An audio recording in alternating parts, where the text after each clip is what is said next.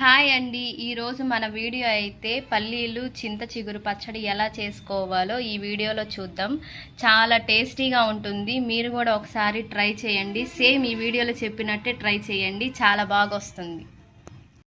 Mummy, చింతిగురు పల్లీలతో పచ్చడి చేస్తావా? Okay పాప.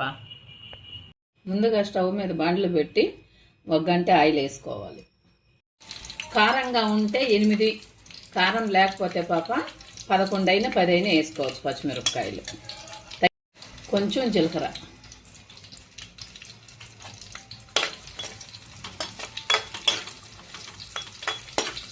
అరకప్పు పల్లీలు,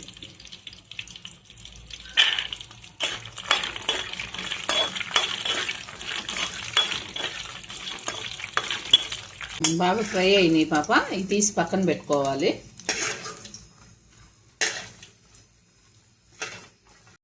ఇదే బాండిల్లో ఆయిల్ వేసుకొని చింతాకు ఫ్రై చేసుకోవాలి.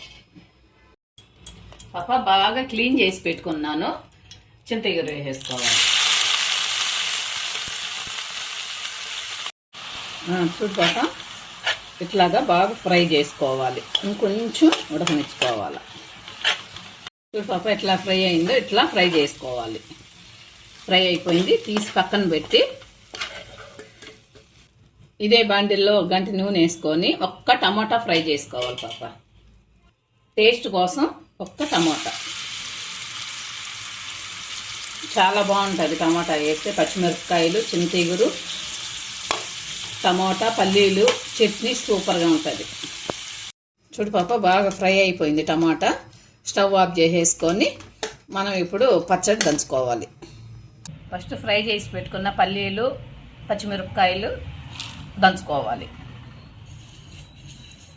టేస్ట్ సరిపోయినంత మేము కల్లుప్పే వేస్తాను పాప పచ్చళ్ళలోన.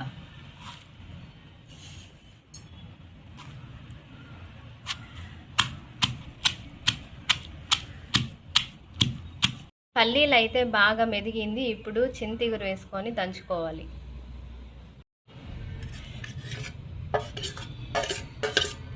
చింతాకును కూడా వేసుకొని మంచిగా దంచుకోవాలి.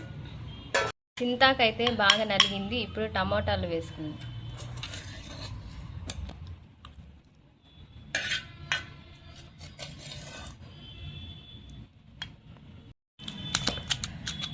ఈ టమోటాలని కూడా మంచిగా మెత్తగా అయ్యేదాకా దంచుకుందాం.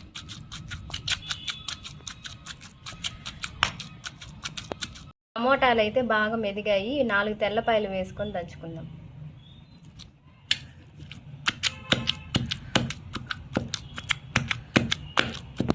తెల్లపాయలు అయితే నలిగాయి. ఇప్పుడు ఒక ఆనియన్ తొక్కు తీసుకొని దీన్ని మొత్తం వేసి దంచుకుందాం.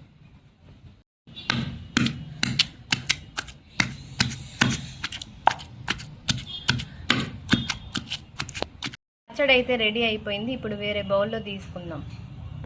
పచ్చడి అయితే చాలా బాగా వచ్చింది. మీకు కూడా నచ్చినట్లయితే లైక్ చేయండి, షేర్ చేయండి, అలానే సబ్స్క్రైబ్ కూడా చేసుకోండి.